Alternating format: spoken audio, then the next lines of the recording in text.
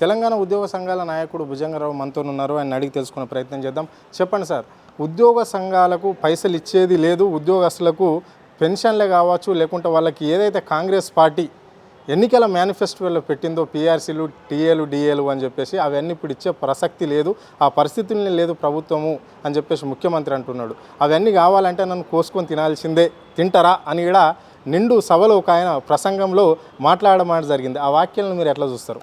నేను state teachers union farmer ప్రెసిడెంట్గా నేను పనిచేశాను. తెలంగాణ టీచర్స్ జేఏసీకి చైర్మన్గా పనిచేశాను. తెలంగాణ మలిబుద్యమంలో మా ఉపాధ్యాయుల పాత్ర చాలా కీలకం, ఉద్యోగుల పాత్ర కీలకం. ఇంతమంది కొట్లాడి పోరాడి తెచ్చుకున్న తెలంగాణ రాష్ట్రం కళ్ళ ముందు తెరలైపోతుంది. ఇప్పుడు మార్పు కావాలి, కాంగ్రెస్ రావాలి అని అంటే ఉద్యోగులు, ఉపాధ్యాయులు, పెన్షనర్లు 317 కింద కొంచెం ఇబ్బంది పడ్డోళ్ళు, సిపిఎస్ రద్దు కాదు, రెగ్యులర్ పెన్షన్ ఇవ్వడానికి కేసీఆర్ గారు లేట్ చేస్తారని అనుకున్న వాళ్ళు కొంత అక్కడక్కడ కాంగ్రెస్కు ప్రచారం చేసి జబ్బలు జరుచుకొని ముందు ఉరికిన మాట వాస్తవం. ఏం ఆశించారు? మార్పు గొప్పగా ఉంటుందని ప్రజలు అనుకున్నట్లే వీళ్ళు అనుకున్నారు. 9.5 సంవత్సరాల్లో కేసీఆర్ గారు 73% ఫిట్మెంట్ ఇచ్చిండు. ఇంకా ఈయన వస్తే 5% ఐఆర్ ఇచ్చిండు కేసీఆర్ గారు. ఇంకా ఈ కాంగ్రెస్ని తెచ్చుకుంటే కడుపు నిండా మనకు పెడతాడని చెప్పేసి ఆశపడ్డారు. సిపిఎస్ కంట్రిబ్యూటరీ పెన్షన్ రద్దు చేస్తా అని హామీ ఇస్తే ఇది పోతుంది, రెగ్యులర్ పెన్షన్ వస్తుంది అని ఆశపడ్డారు. ఇట్లనే 2000 పెన్షన్ 4000 చేస్తా అని వాళ్ళెట్లా ఆశపడ్డారు సామాన్య ప్రజలు, ఉపాధ్యాయులు, ఉద్యోగులు కూడా ఆశపడ్డారు. ఏమని?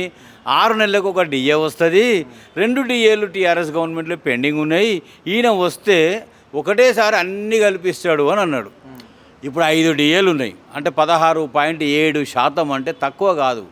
ప్రతి ఉద్యోగి, ఉపాధ్యాయుడు, పెన్షనర్కి నెలకు 10 నుంచి 12,000 రూపాయలు నష్టం జరుగుతూ ఉంది ఆర్థికంగా. మాకు ఉద్యోగం ఇచ్చేనాడే నేను ఒక మాట అన్నాడు ముఖ్యమంత్రి గారు, నాకు ఉద్యోగం ఇచ్చింది ప్రజలే, మీకు ఉద్యోగం ఇచ్చింది ప్రజలే అని అన్నాడు.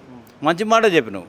నీకు ఉద్యోగం ఏమో తెలియక ఇచ్చారు, మాకు ఉద్యోగం ఏమో అనేక పరీక్షలు పెట్టిన తర్వాత క్వాలిఫైడ్ అయితే అర్హత సాధించిన తర్వాత పనికొస్తాడా లేదా అని చూసి, మా మానసిక స్థితిని పరిశీలించి, మా కేసుల రికార్డు కూడా చూసి, ఏ రకమైన కేసులు లేవు, మానసిక స్థితి బాగుంది, ఉపాధ్యాయుడిగా 10 మంది పిల్లలకు చదువు చెప్తాడని పనికొస్తాడు అనుకుంటేనే మాకు ఉద్యోగం ఇచ్చారు. 35 సంవత్సరాలు మేము ఉద్యోగం చేసి రిటైర్ అయినాం. మీకు ఉద్యోగం అని ఇచ్చేటప్పుడు ప్రజలు ఆవేశానికి లోనయ్యి, భావోద్వేగానికి లోనయ్యి, రైతు బంధు 10,000 కాదు 15,000 వస్తుందని ఆశపడి, రుణమాఫీ 2 లక్షలు మాఫీ అవుతుందని ఆశపడి, షాదీ ముబారకుల తులం బంగారం కూడా మనకు ఎక్కువ వస్తుందని ఆశపడి, ప్రతి మహిళకు 2,500 ఇంటికి వస్తాయని ఆశపడి, ఇట్లా అనేక రకాలైనటువంటి ప్రలోభాలతో కూడిన హామీలు నువ్వు చెప్పినవన్నీ నిజమే అనుకొని, అందుతాయి అనుకొని ఆశపడి ఆవేశానికి లోనయ్యి, ఆశ ఎక్కువయ్యి బోల్తా పడ్డటువంటి పరిస్థితిలో నీవు ఒకనాడు కూడా అనుకోలే ముఖ్యమంత్రిని అయితా అని, కాంగ్రెస్ కూడా అనుకోలే మా పార్టీ అధికారంలోకి వస్తుంది. వాళ్ళే చెప్తున్నారు ఈ మధ్యలో అనుకోకుండా వచ్చినాం, గాలివాడంగా కొట్టుకొచ్చినామని. సరే, అనుకోకుండా కొట్టుకొచ్చిర్రా, టీఆర్ఎస్ మీద వ్యతిరేకతతో వచ్చిండ్రా, ప్రజలు విసిగిపోయినరా, ఒక మార్పు చేద్దామనుకున్నారా, మీకు ఒక అవకాశం ఇద్దామనుకున్నారా, ఏదైతే అనేది మొత్తం మీద నక్కను దొక్కినటువంటి ముఖ్యమంత్రి జాక్పాట సీఎం అని అంటున్నాను నేను. జాక్పాట సీఎం అని నువ్వు సీట్లో కూర్చున్నావు. కూర్చోగానే చుట్టూ చూస్తే మొట్టమొదటి మాట ఏందయ్యా అంటే, అరే లంకె బిందెలు ఉన్నాయి అనుకొని వచ్చిన పాత కుండలు ఉన్నాయి ఇక్కడ అన్నాడు. అంటే లంకె బిందెలకు ఎవరు వస్తారు? మూసిగేసుకున్నాడు, అర్ధరాత్రి టార్చ్ లైట్ పెట్టుకుని వెనక ముందు ఎవరు లేకుండా చూసి తవ్వుకొని ఎత్తుకోపోయేటోడు వస్తాడు. ఇప్పుడు నువ్వు నన్ను దొంగలు చూసినట్టు చూస్తున్నారు ఢిల్లీలో, చెప్పులు ఎత్తుకోపోయేటో చూసినాడు. ఇప్పుడే కాదు, స్టార్టింగ్లో కూడా అదే మాట మాట్లాడినావు. లంకె బిందెలప్పుడు కూడా అదే మాట, అంటే నర్మగర్భంగా అప్పుడు చెప్పినావు, ఇప్పుడు ఓపెన్గా చెప్పినావు, అంతే తేడా.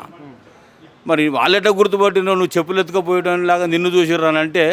బహుశా అక్కడ ఏమన్నా పాతోళ్ళు ఉన్నారేమో, చిన్నప్పటి నుంచి చెప్పులు ఎత్తుకపోయే బ్యాచ్ ఏమో నువ్వు, మాకు తెలియదు. మరి ఎందుకు అట్లా ఆశ అనుకున్నారో వాళ్ళు, నిన్నెందుకు అనుమానించారో మాకు అర్థం కాలే. ఒకవేళ నిన్న అట్లా అనుకున్నా కూడా నువ్వు కూర్చున్న స్థానం ముఖ్యమంత్రి సీట్ అండి, మామూలు సీటు కాదు.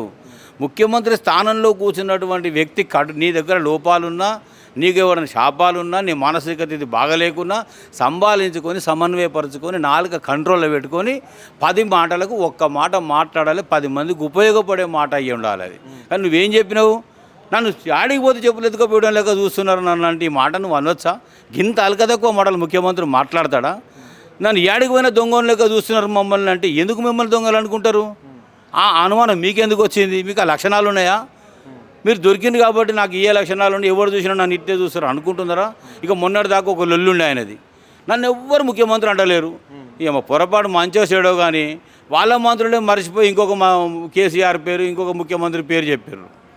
అరే మన ముఖ్యమంత్రి ఎవరన్న సంగతి మంత్రులకి నీ క్యాబినెట్లోనే గుర్తులేదు, ప్రజలు కూడా ముఖ్యమంత్రిగా గుర్తిస్తలేరు. అంటే ఇదే విషయానికి వస్తే మొన్న జరిగిన వరంగల్ సభలో బీఆర్ఎస్ భారీ ఎత్తున సభ నిర్వహించడం అనేది జరిగింది. ఆ సభకు కావాల్సిన అన్ని ఏర్పాట్లు చేయించా. వాళ్ళు ఎవరైతే అడుగుతారో ప్రతిపక్షం వాళ్ళు ఉంటేనే బాగుంటుంది, ప్రతిపక్షం గట్టిగా ఉంటే పాలకపక్షము అది చేసుకుంటూ పోతుంది, వాళ్ళు అడిగిన ప్రశ్నలకు జవాబుదారీగా ఉంటుంది అని చెప్పేసి నేను వాళ్ళ సభకు అన్ని విధాలుగా మా ఐఏఎస్ ఐపీఎస్ అధికారులకు మా మంత్రులకే చెప్పా.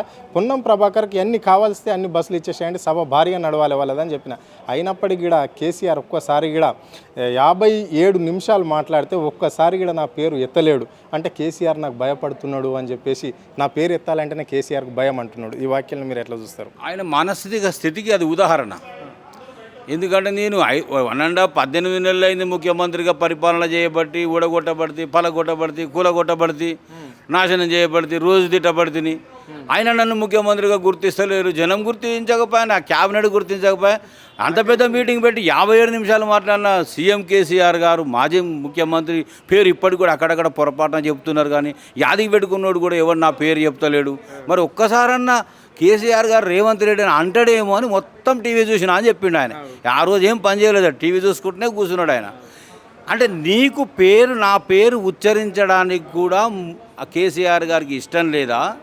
నేను అంత పనికిరాని ముఖ్యమంత్రినా, నేను అంత అసమర్థున్నా, నేను అంత చాతగానున్నా, నేను ఇంకా ప్రజల అభిమానం పొందలేదా అనే అనుమానాలు నీకు నిలువున ఉండి దుగ్ధతోని బాధను తట్టుకోలేక నాకు భయపడము ముఖ్యమంత్రి నా పేరు వాడలేదు కేసీఆర్ గారు ముఖ్యమంత్రిగా నా పేరు అన్నాడు. దాని వెనుకనే అర్థం చేసుకోవాలి ఏంటంటే నీ పేరు ఉచ్చరించాల్సిన అవసరము లేకుండానే అంతమంది లక్షలాది మంది హర్షధ్వానాల మధ్య ఆ సభ జరిగింది. ఎందుకు నీ పేరు చెప్పలేదంటే ఆ సభలో నీ పేరు చెప్పి నిన్ను టార్గెట్ చేయడం ఇష్టం లేక ప్రజల ముందు నీ మానసిక స్థితి ఒకవేళ కేసీఆర్కి ఉండి ఉంటే ఆ సభలో నిన్ను దోషిగా నిలబెట్టేవాడు. ప్రజలు నమ్మి మీరు ఓట్లేస్తే ఇవాళ ఈ రేవంత్ రెడ్డి ఏం చేస్తూ ఉన్నాడు, దుర్మార్గుడైన వాడు అని అనాలే కేసీఆర్ గారు. కానీ అనలేదు అని అంటే ఆయన మానసిక పరిపక్వత అది. నిన్ను అక్కడ దోషిగా నిలబెట్టదలుచుకోలేదు. ప్రజలే ఓట్లేసిండ్రు, ప్రజలే అనుభవిస్తున్నారు, ప్రజలే కష్టపడుతున్నారు, వాళ్ళే తెలుసుకుంటారు. మరి కడుపు నిండా పెట్టినోని నన్ను మర్చిపోయారు, కడుపు కాలుస్తాడు ఆగం చేస్తాడు అనుకున్నోనికి అందలం ఎక్కిచ్చారు, వాళ్ళు తెలుసుకుంటారని వదిలిపేసిండు తప్ప నీకు భయపడి కాదు. అయినా ఎవరు భయపడుతున్నారో నిన్ను చూసి? నీ క్యాబినెట్ భయపడతలేదు, నీ ఎమ్మెల్యేలు భయపడతలేరు, ఎవ్వరు భయపడుతున్నారు చెప్పండి మిమ్మల్ని రేవంత్ రెడ్డి గారు చూసి? నాకు 22-23 సంవత్సరాలుగా ఈ రేవంత్ రెడ్డి గారు వ్యక్తిగతంగా నాకు తెలుసు. భయపెట్టు, బెదిరించు, లోబరుచుకో, బ్లాక్మెయిల్ చేయి, నీ పని తీసుకో, అవతల పడ్డాక ఉన్న ఇంటికి నిప్పు పెట్టు, కాలబెట్టు, కథం ఏమైనా అయిపోని. ఇది నీ తత్వం. మీరు సాయం చేసిన మీ లైఫ్లో ఒక్కరికి 10 రూపాయలు సాయం చేసి చెప్పండి. ఆపదలో ఉన్నవాడిని ఒక్కరిని గట్టెక్కించి చెప్పండి. మీరు వితరణలో ఫెయిల్, ఆపదలో ఉన్నోని ఆదుకోవడం ఫెయిల్, మనశ్శాంతిగా ఉన్నోనికి లేకుండా చేస్తారు, బెదిరిస్తారు, భయపెడతారు, రోజుకో రకమైనటువంటి ఆగం చేయడం తప్ప మరి నిలబెట్టింది అయితే నాకు ఎక్కడ తెలియదు. కానీ నేను ఒక మాటకు మాట్లాడుతున్న మీ ఆద్య టీవీ ద్వారా రిక్వెస్ట్ చేస్తూ ఉన్నా, అయ్యా మీరు జాక్పాట్ ముఖ్యమంత్రి అయినా, అడ్డిమారిగుడిలో మీరు ముఖ్యమంత్రి అయినా, అనుకోకుండా మీరు ముఖ్యమంత్రి అయినా, నన్ను ఎవడో ఊరుతాడు, నన్ను ఎవడో కూలగొడతాడు, నాది ఉండదు, నాది కూలగొడతారు, పీకేస్తారు, నా గవర్నమెంట్ పడిపోద్దని మొన్నటి దాకా లొల్లి పెడుతుంది. ఇప్పుడు ఎందుకు కూలగొడతాడు? నువ్వే కూల్చుకుంటున్నావు కదా. నాకు అప్పు పుడతలేదు, నన్ను అవలగాని చూసినట్టు చూస్తున్నారు, నన్ను దొంగను చూసినట్టు చూస్తున్నారు, చెప్పులు ఎత్తుకపోటే లెక్క చూస్తున్నారు అని మీరే ఇంత అల్క తక్కువ మాటలు మీ స్థాయి మీరే తగ్గించుకుంటే మరి 5 సంవత్సరాలు మీరు ముఖ్యమంత్రిగా జనరంజక పాలన అందించాల్సిన ముఖ్యమంత్రి గారు, ప్రజా పాలన అందించాల్సిన ముఖ్యమంత్రి గారు ఇట్లా ఉండొచ్చా? ఇప్పటికైనా మీకు ఏదైనా మానసిక స్థితిలో శారీరక జబ్బో ఉంటే ఒక మంచి డాక్టర్ని, సీనియర్ డాక్టర్ దగ్గరికి వెళ్ళి, నాకు ఒక డాక్టర్ చెప్పిండు చిన్నప్పటి నుంచి ఒక ప్రాబ్లం ఉంది ఆయనకు, సైకలాజికల్ డిజార్డర్ ప్రాబ్లం ఉంది ఆయనకు, మీకు ఎవరికి తెలియదు జనాలకు అన్నాడు.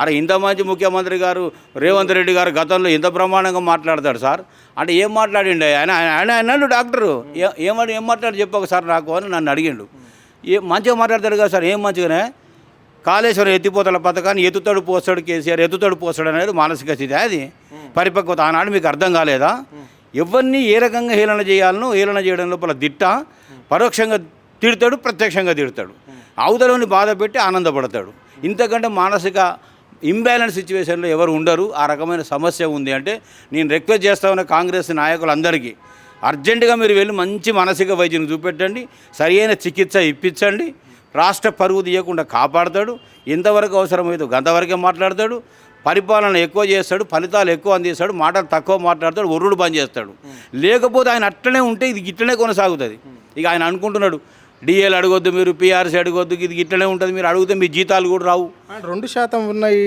ఎంప్లాయీస్కే ఇంత అది ఉంటే మరి 98% ఉన్న ప్రజలకు ఇచ్చే పథకాలను ఏ పథకం నాపి ఇక్కడ మీకు కళ్యాణ లక్ష్యం నాపల్లా లేకుంటే ఉచిత కరెంటుని ఆపల్లా లేకుంటే వృద్ధాప్తులకు ఇచ్చే పెన్షన్ నాపల్లా ఏ పథకాన్ని నాపి ఇవ్వాలి అని చెప్పేసి ముఖ్యమంత్రి అడుగుతున్నాడు దానికి మీరు సమాధానం ఏం చెప్తారు చాలా చక్కటి ఎగ్జాంపుల్ చెప్తాం మీకు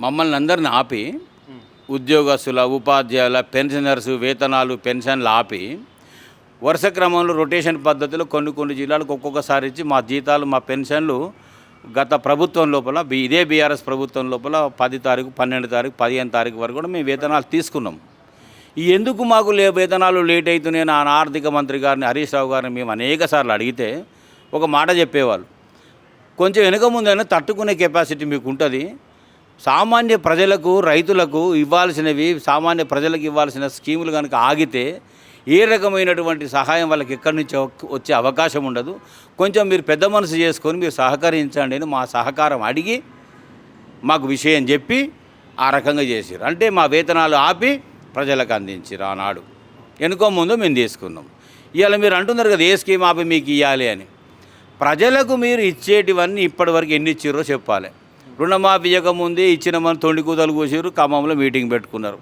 నేను నాడు ఊరికి పోయి అందరికి రుణమాఫీ చేసిరట బడి పంతులు నౌకరు చదువుకున్నాడు వానికంటే బుద్ధి లేదు నీకు బుద్ధి లేదు నీకు బుద్ధి ఉండద్దా అన్నారు అరే గంత మాట మాట్లాడుతున్నారు ఎందుకంటే 5 రూపాయలు వీడ ₹1,00,000 కాలే 1,50,000 కాలే 70,000 కాలే 2 లక్షలు కాలే ఎవడన్నాడు రుణమాఫీ చేసిండట ఖమ్మంలో మీటింగ్ పెడుతున్నాడు ఈయన ఇక్కడ మాకు చెప్తుండని నన్ను తీసి పడేసి ఇంకేమైనా మాట్లాడితే పట్టుకొని తోమిటోళ్ళు అంత ఆవేశంగా ఉన్నారు ప్రజలు అరే రైతు బంధు ఎవరికి వచ్చింది రైతు బంధు 3 ఎకరాల వరకే ఇచ్చినావు రైతు బంధు 3 ఎకరాలు ఒక గుంటలోనికి ఇంతవరకు రానేలేదు ఎవరికి ఇచ్చినావు అంటే ఏ పథకం కూడా కొసెలలేదు ఫలితాలు అందలేదు సగము కాదు 20-30% చేసి 70% మందికి ఏది అందకుండా చేసి ఆగం చేసిన పరిస్థితి కదా ఇలా మీరు ఇచ్చిర్రు 2,500 మహిళలకు ఇస్తామన్నారు స్కూటీలు ఇస్తామన్నారు పిల్లలకు ఓవర్సీస్ స్కాలర్షిప్ అన్నారు ఫీజు రీఎంబర్స్మెంట్ అన్నారు ఇవన్నీ సరిగా రాలేకపోయిన గవర్నమెంట్లో వెనక ముందు అవుతున్నాయి సకాలానికి ఇస్తా బాగా ఇస్తా అని చెప్పారు కదా నిజంగా మీరు చెప్పిన స్కీములన్నీ కూడా టైంకు సకాలానికి చెప్పినట్లుగా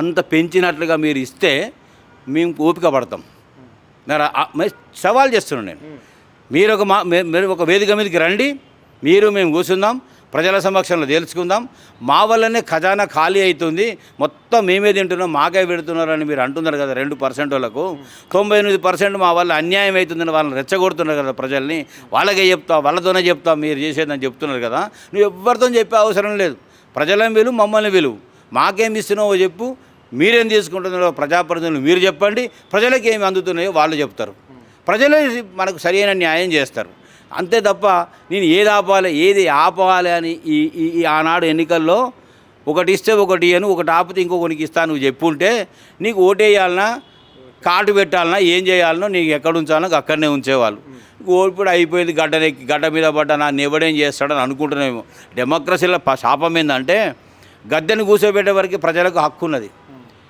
సరిగ్గా చేయను ముగుదాడేసి కిందికి తీసుకొస్తే ఈ కూతలు గుయ్యరు జనం ఒంట్లో భయం పెట్టుకొని పనిచేస్తారు డెమోక్రసీలో కాల్ బ్యాకింగ్ లేదు కదా కాబట్టి రాజ్యాంగం అట్లా కల్పించింది డెఫినెట్గా రాజ్యాంగ సవరణ 104 సార్లు చేసుకున్నాం ఇది కూడా చేయాలి ఎవడైతే పని చేయడో వాడిని ప్రజలు మళ్ళీ ఓటింగ్ చేయాలి వీడు పనికి రావడం దించి కింద వేయాలి అప్పుడు ఒంట్లో ఇది ఉంటుంది మానసిక స్థితి బాగుంటుంది నోరు కంట్రోల్లో ఉంటుంది ప్రజలకు చేయకపోతే నాకు వాతాలు పడితే భయం ఉంటుంది అంటే చివరిగా ఉద్యోగుల పట్ల మాట్లాడిన వ్యాఖ్యలను ఒక మంత్రి అంటున్నాడు, ఏదో టెంప్ట్ అయి ముఖ్యమంత్రి మాట్లాడుండొచ్చు కానీ అలాంటి ముఖ్యమంత్రి కాదు అని చెప్పేసి ఒక మంత్రి అంటే, ఇంకో మంత్రి మాత్రము ఉద్యోగులకు సూటిగా మాట్లాడాడు, సూటితత్వము రేవంత్ రెడ్డిది కరెక్ట్గా మాట్లాడాడు, వాళ్ళు న్యాయమైన మాటనే అది అని చెప్పేసి ఇంకో మంత్రి అంటుండే. ఈ వ్యాఖ్యలను మీరు ఎట్లా చూస్తారు? కాంగ్రెస్లో రేవంత్ రెడ్డి గారే ఇట్లా మాట్లాడుతున్నాడేమో అని ఇప్పటి వరకు అనుకున్నాం. మంచి వాళ్ళందరికీ కూడా కాంగ్రెస్లో మాయరోగాలు వచ్చినాయి. ఎందుకు వచ్చినాయి అంటే ముక్కుసూడి. ఏంది ముక్కుసూడిగా?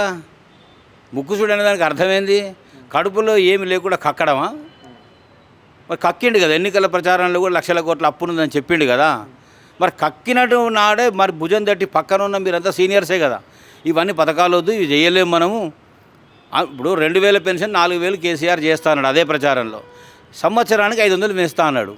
ఆయన విజన్, ఆయన దృష్టినోడు, దూరదృష్టినోడు.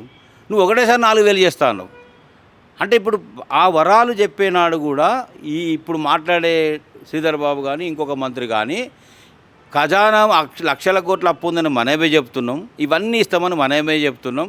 పుసుక్కున ఒకవేళ అనుకోకుండా పొరపాటున కనుక అధికారంలోకి వస్తే మన మెడకు పామై చుట్టుకుంటుంది, ఇవన్నీ కూడా అందియలేము, మనం ఇబ్బంది పడతాము, వద్దోది అని చెప్పకు అని మేనిఫెస్టోని ఎందుకు కుదించలేదు?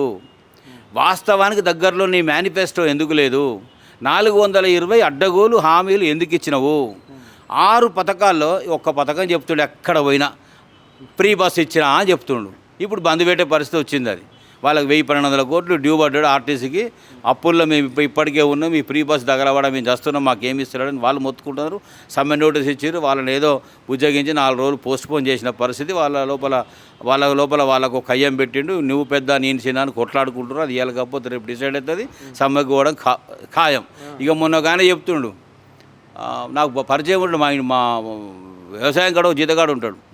ఎందుకు రాలేదంటే, ఏంది సారు నా ఇంట్లో ఎప్పుడైనా అంటే నా భార్య పట్టుకొని ఉండేది, ఓ రోజు కోపమన్నా 2వ రోజు నేను బతలాడి మాట్లాడుకో చెప్పుకునేది. ఇప్పుడు ఏం లేదు సార్, రూపాయి అవసరం లేకుండా ఆధార్ కార్డు ఉంటే బస్సు ఎక్కుతుంది, అవగారెడ్డి వీక్తుంది. వారం 10 రోజుల దాకా నాకు బువ్వ లేదు, వంట లేదు, మనులు లేదు, నేను ఇక అందుకే పనికి సరిగ్గా రాలేకపోతున్నా అని వాడు చెప్తున్నాడు. అంటే నా ఒక్కందే కాదు సార్, చాలామందిని అడుగురు మీరు ఇట్నే చెప్తారు అని అన్నాడు. అంటే నేనేం చెప్తున్నా, అవసరమైనటువంటిది ఇవ్వాలి తప్ప అవసరము లేనటువంటిది అంటే అసహాయ అపాత్ర సహాయం అంటారు. అంటే అవసరం లేకున్నా ఇవ్వడం అనేది చూసారా, అది దుర్వినియోగం అవుతుంది. కాబట్టి ఆర్టీసీ బస్సుల వల్ల రవాణా లబ్ధి కలిగేది కొందరికే కలుగుతుంది, అది నిరుపయోగమై తప్పుదారి పట్టేటువంటి అవకాశం ఉంది. ఇక ఇంకొక మంత్రి అంటాడు, ఏమని కేటీఆర్ గారు మాట్లాడుతూ షేరింగ్ ఆటోలోగా హెలికాప్టర్ అయిపోయిందని అన్నాడు. దీనికి కౌంటర్ ఏమేయాలని రాత్రి పగలు ఆలోచించి జుట్టు వీక్కొని ఆయన ఏం చెప్పిండంటే, కార్ల ఖర్చు కంటే తేలికగా ఉంటుందట హెలికాప్టర్. అంటే ఇది భూమి మీద నడుస్తుంది, అది గాలి నడుస్తుంది. ఈ ఫ్యూయల్, ఈ డీజిల్ దానికి పనికిరాదు. అది ఎయిర్ క్రాఫ్ట్ ఫ్యూయల్ దానికి వాడతారు. దానికి 10 రెట్లు రేట్ తేడా ఉంటుంది, కన్జంప్షన్ తక్కువ ఉంటుంది, ఎయిర్ మెయింటెనెన్స్ ఎక్కువ. ఇదంతా కూడా తెలియనటువంటి పిచ్చి జనం ఉండరు అనుకుంటారా మీరు? శ్రీధర్ బాబు గారు, మీరు ఒక టెక్నికల్ ఐటీ మినిస్టరు, బ్రహ్మాండమైనటువంటి తెలివితేటలు నాకే ఉన్నాయి అనుకొని మాట్లాడుతున్నారా? ఆ మాట అనకూడదు కదా. ఎవరైనా మాట్లాడితే మాట్లాడచ్చు కాక, మీలాంటి వాళ్ళు మాట్లాడద్దు కదా. ఎయిర్ క్రాఫ్ట్ కార్ల కంటే తక్కువ ఉంటుంది. ఇక రేపటి నుంచి మేము అట్నే మరి కార్లను తీసేసి హెలికాప్టర్లు కొనుక్కుంటాం. మరి ఎక్కడ దొరుకుతాయో ఎట్లా దొరుకుతాయో ఓ ట్రైనింగ్ క్యాబ్ పెట్టి అంటున్నాడు కదా ఇది రేవంత్ రెడ్డి గారు, నైపుణ్యం లేదు, స్కిల్ అని. ఆయనకు ఉన్నంత స్కిల్ మరి ఎవరికి ఉంటుంది? పుట్టుకతోనే అబద్ధాల్లో మంచి అందంగా నేర్పించారు, అబద్ధం ఆడడం నేర్పించారు, అతికినట్టు మాట్లాడడం నేర్పించారు, అడ్డగోలుగా తిట్టడం నేర్పించారు. ఆ తిట్లను కూడా మళ్ళీ తిట్టకుండా తిట్టడం నేర్పించారు. ఆ కళ అందరికి ఉంటుందా? కాబట్టి ఆ కళ బహుశా శ్రీధర్ బాబు గారు కూడా కళ వచ్చిందేమో.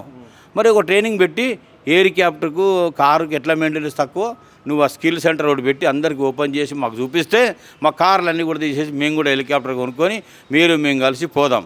ఇక నల్గొండ పోతే హెలికాప్టరా అండి, ఈ వరంగల్ పోతే హెలికాప్టరా, ఈ కరీంనగర్ పోతే హెలికాప్టరా? మీకు ముఖ్యమంత్రి అంటున్నాడు ఒక మాట, నేను కింది స్థాయి నుంచి వచ్చినోని, జడ్పీటీసీ స్థాయి నుంచి ఇండిపెండెంట్లా ఇలబడి ఇండిపెండెంట్ అభ్యర్థి నుంచి గెలిచేసి వచ్చి ఈరోజు సీఎం దాకా వచ్చిన.